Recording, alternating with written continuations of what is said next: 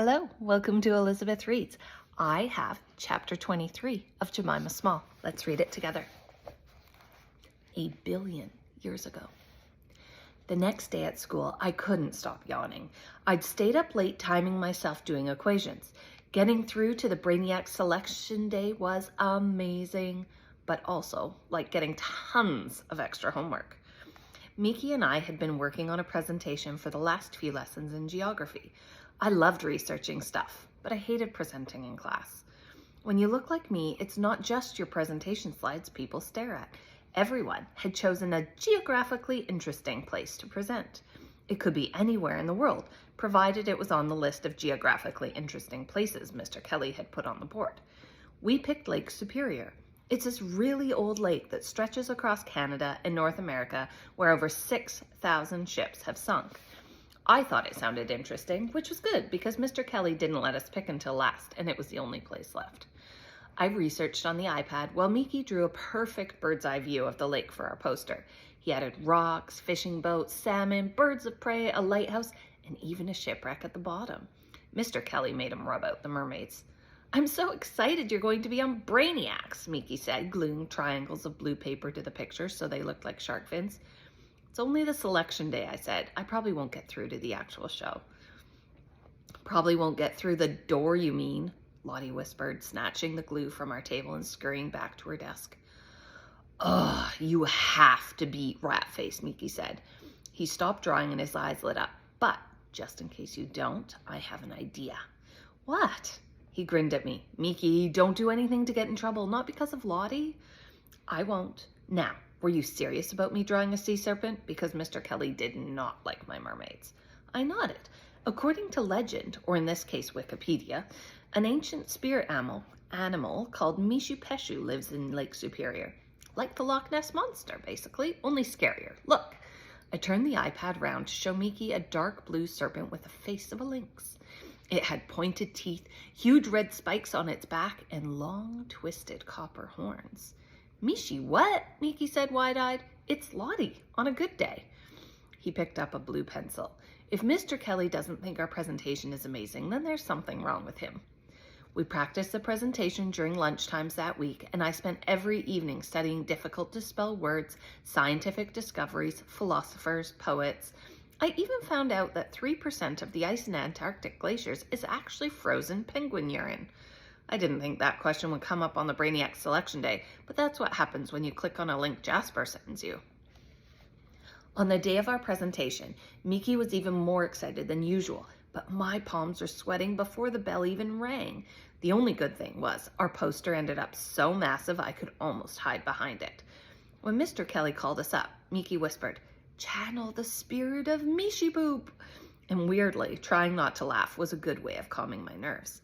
My hands were shaking a little bit at the beginning, but once I started talking about how the lake began forming over 1,000,000,000 years ago, it seemed like my class was actually interested in the size of Lake Superior, not me, apart from Lottie, who sat there blowing her cheeks out.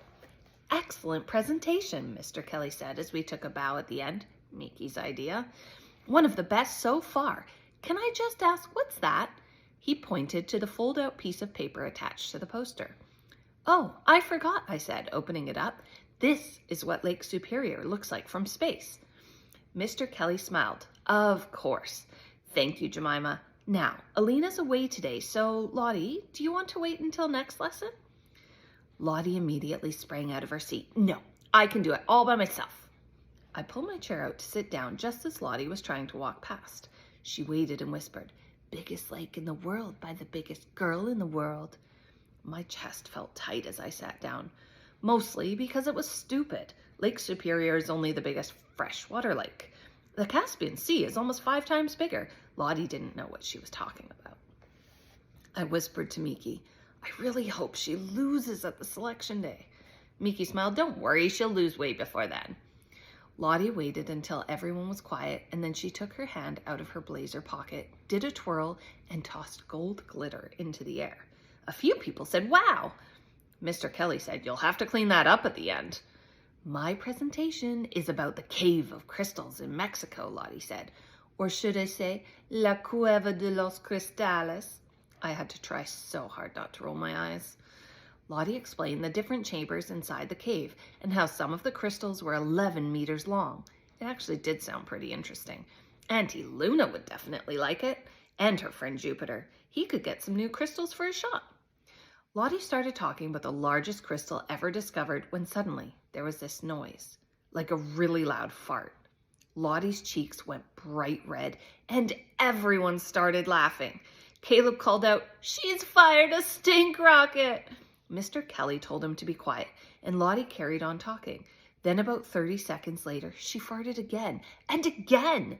Caleb shouted, "Lottie Fartman!" And the whole class erupted into hysterics. Mr. Kelly stood up and warned us to quieten down or he'd set a whole class detention. I couldn't help laughing a bit, but I still felt sorry for Lottie.